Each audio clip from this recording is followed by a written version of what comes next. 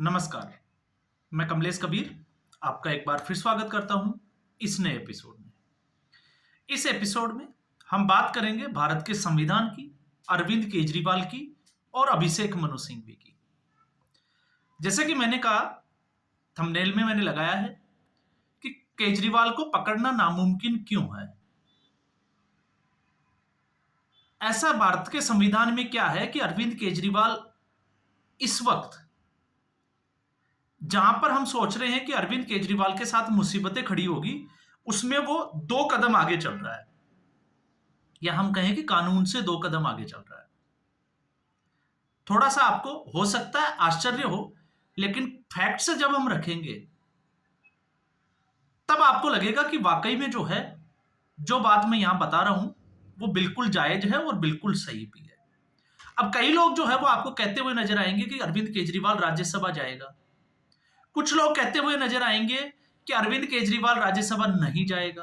ये दोनों तरीके की जो चर्चाएं हैं वो कल से चल रही है। लेकिन मुझे लगता है जब हम फैक्ट्स और तथ्यों को, कानून की स्टडी करते हैं, तो पता चलता है कि आखिर अरविंद केजरीवाल का ये खेल अलग क्यों है सबसे। तो इस पूरे वीडियो में हम यही चर्चा करेंगे और फिर मैं आपके ऊपर छोड़ूंगा कि मेरा जो आकलन है वो कितना सही है और कितना गलत है।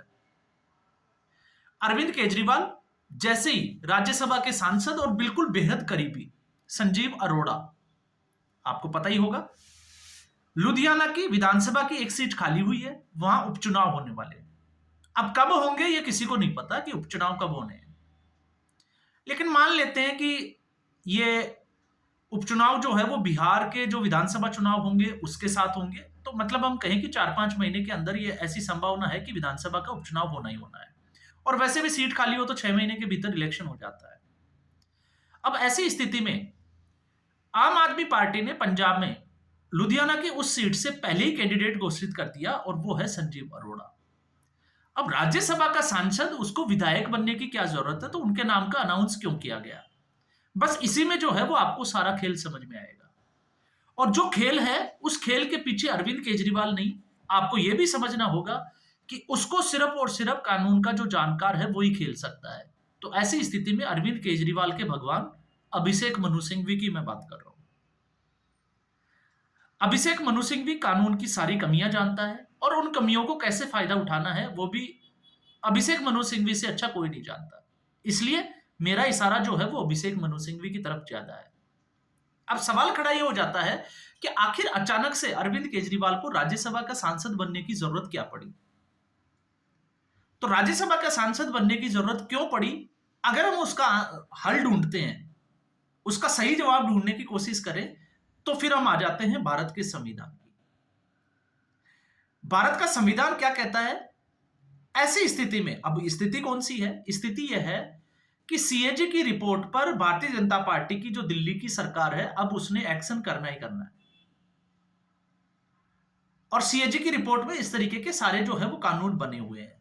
और सीएजी की रिपोर्ट ये कहती है कि अरविंद केजरीवाल ने गड़बड़ नहीं, बहुत ज्यादा गड़बड़ की है। तो ऐसी स्थिति में अब संभावनाएं ज्यादा बढ़ जाएगी कि अरविंद केजरीवाल वापस जो है वो जेल चले जाए, क्योंकि सीएजी की रिपोर्ट अब विधानसभा के पटल पे, या हम कहें कि पब्लिक डोमेन में आ चुकी है, सार्वजनिक कर चुकी है बीजेपी की सरकार। अब जब संभावनाएं बढ़ गई तो ऐसी स्थिति में अरविंद केजरीवाल ने उसके लिए रास्ता निकाल लिया। अब रास्ता क्या है उसको आप समझिए। संविधान के आर्टिकल 105 और 106 को अगर आप उठा के देखते हो और उसकी स्टडी करते हो, अब आपको पता होगा, अगर संविधान की हम बात करते हैं तो संविधान में शुरुआत में जो है वो आपको आपकी फ्रीडम से रिलेटेड, आपके जो है वो फंडामेंटल जो राइट्स है उनकी बात की जाती है। फिर उसके बाद में जो है वो मूल कर्तव्य आ जाते हैं 51 क या ए क्लॉज में। और फिर उसके बाद में जो है वो पार्लियामेंट शुरू हो जाती है, जिसमें प्रेसिडेंट हो जाता है। फिर उसके बाद में प्रेसिडेंट के ऊपर महाभियोग कैसे लाया जा सकता है, वो तमाम तरह की। और आर्टिकल 75 से फिर जो है वो पीएम स्टार्ट हो जाता है, प्रधानमंत्री का निर्वाचन कैसे होगा, फिर अलग अलग जो है वो आर्टिकल उसी से जुड़े हुए हैं। तो ऐसी स्थिति में जब फिर बात आ जाती है राज्यसभा की, या फिर कोई भी पार्लियामेंट का कोई सांसद है तो उसको क्या अधिकार प्राप्त है, बस आपको उतना समझना है, फिर आपको सारा खेल समझ में आ जाएगा। तो संविधान के ये 2 आर्टिकल है वो ये कहते हैं कि अगर किसी व्यक्ति के ऊपर मुकदमा चल रहा है तो ऐसी स्थिति में उसको जो भारत का संविधान है, वो संविधान ये कहता है, जिसमें हम कह सकते हैं प्रोटेक्शन ऑफ अरेस्ट कह सकते हैं, कि यहां पर गिरफ्तारी से बचने के लिए क्या प्रोटेक्शन है, तो उसको, तो संविधान ये कहता है member of parliament can not be arrested during parliament session और 40 डेज बिफोर और आफ्टर सेशन। अब आप सोच के देखिए कि किसी भी माननीय सांसद को आप गिरफ्तार नहीं कर सकते, और कब नहीं कर सकते, जब पार्लियामेंट का सेशन है उससे 40 दिन पहले और उस पार्लियामेंट सेशन के 40 दिन बाद। तो 40 और 40 80 दिन हो गए, और अगर हम 10 दिन का या 15 दिन का पार्लियामेंट सेशन मानते हैं तो 3 महीने का। तो आप सोच के देखिए इस तरीके से, एक अभी जैसे आपको पता होगा बजट सत्र चलता है, फिर उसके बाद मानसून सत्र आ जाता है, और फिर शीतकालीन सत्र आ जाता है।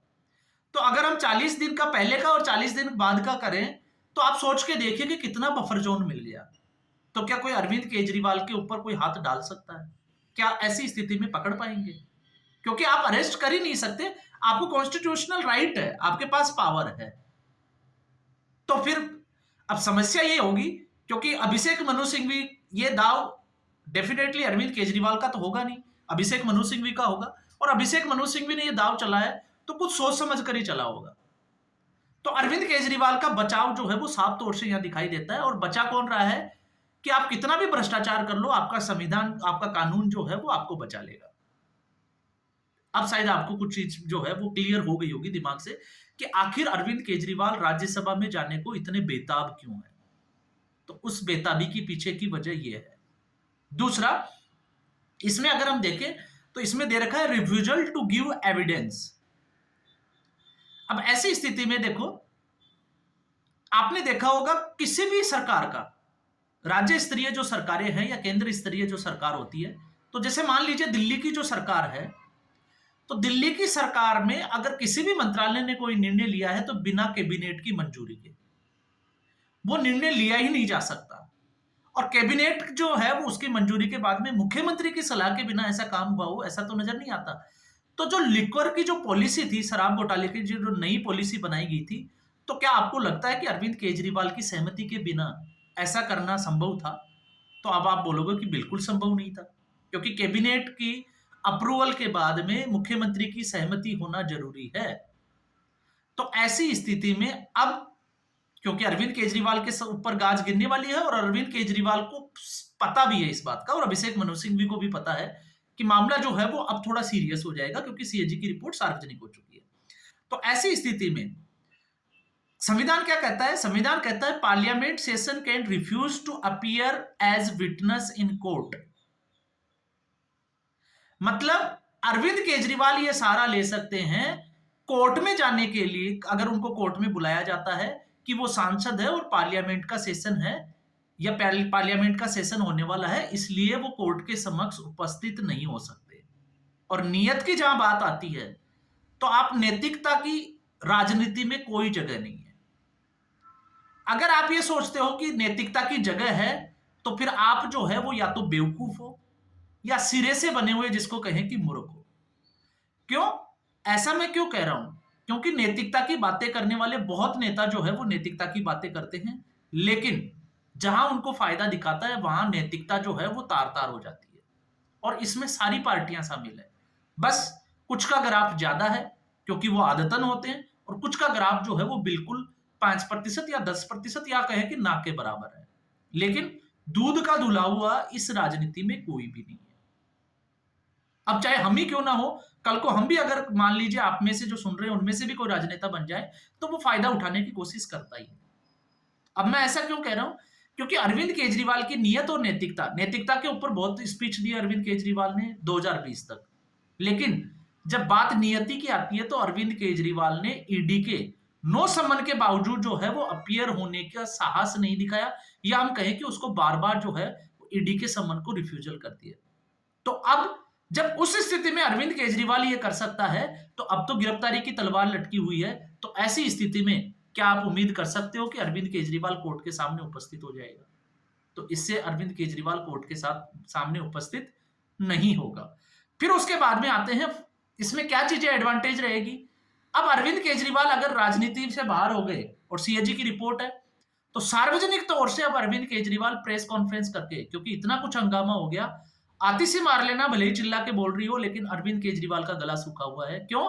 क्योंकि वो पब्लिक डोमेन में कुछ भी नहीं कह सकते। लेकिन अगर वो राज्यसभा के सांसद बन जाते हैं, तो फिर वो राज्यसभा के अंदर जो है वो इस मुद्दे को लेकर कितना ही कीचड़ उछाल दे नरेंद्र मोदी के ऊपर, उनके ऊपर कोई एक्शन नहीं लिया जाएगा। अंततः मैं अगर आपको बता दूं तो सुप्रीम कोर्ट की भी इतनी हिम्मत नहीं है कि अरविंद केजरीवाल के ऊपर कोई एक्शन ले ले इस केस के बाबत, भले ही शर्तें कितनी ही हो। सिर्फ और सिर्फ राज्यसभा का जो स्पीकर है या अध्यक्ष जो है, वो उसको कार्रवाई से जो है वो निकाल सकता है उस स्पीच को। लेकिन अरविंद केजरीवाल जो है वो अपनी बातें जिस तरीके से विधानसभा के जो विशेष सत्र बुलाए थे और उनका इस्तेमाल सिर्फ अनपढ़ राजा की कहानी सुनाने के लिए किया था, तो अरविंद केजरीवाल वो कर सकते हैं। वो उनको पूरी फ्रीडम जो है वो हमारा संविधान, हमारा कानून देता है। और फिर उसके बाद में आता है कि अरविंद केजरीवाल की जो सरकारी सुविधाएं लेने की जो आदत है, नैतिकता को भूल जाइए, अब हम नैतिकता की बात नहीं करेंगे, नैतिकता की बातें बहुत हो गई। लेकिन जिस तरीके से इसने चालाकियां की है, तो आपको लगता है कि ये उन सुख सुविधाओं के बिना रह सकता है जब दो दो जगह की सिक्योरिटी लेकर घूमने वाला व्यक्ति। तो ऐसी स्थिति में उसको जो है वो अनाउंसेस भी मिलेंगे, लाख रुपए उसकी सैलरी होगी, फिर उसका जो भत्ते वगैरह मिलेंगे, सिक्योरिटी देगी, और पंजाब से राज्यसभा के सांसद होंगे, तो फिर पंजाब में तो उनकी ही सरकार है, तो फिर उनको जो है वो भरपूर वही दस्ता मिलेगा, वही सिक्योरिटी मिलेगी। तो अरविंद केजरीवाल के हाथों में दोनों में लड्डू है, तो फिर आप कैसे कह सकते हैं कि अरविंद केजरीवाल राज्यसभा की तैयारी नहीं कर रहे होंगे? तो इसको देखते हुए अरविंद केजरीवाल की नीयत साफ तौर से मैं आपको बताऊं, 100% आने वाले समय में आपको पता चल जाएगा कि अरविंद केजरीवाल ने राज्यसभा का सांसद बनना ही बनना है।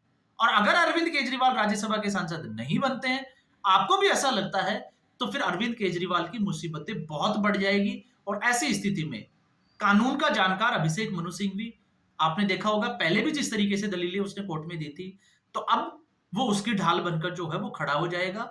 और इस बार आपको पता भी है, क्योंकि कपिल सिब्बल हो गए, अभिषेक मनु सिंह भी हुए, वो लोग हैं जो कानून को अपनी मुट्ठी में लेके चलते हैं। भले ही हम कितनी भी जो है वो नैतिकता की, ज्ञान की बातें कर ले, लेकिन सच्चाई जो है उससे मुंह भी नहीं मोड़ सकते।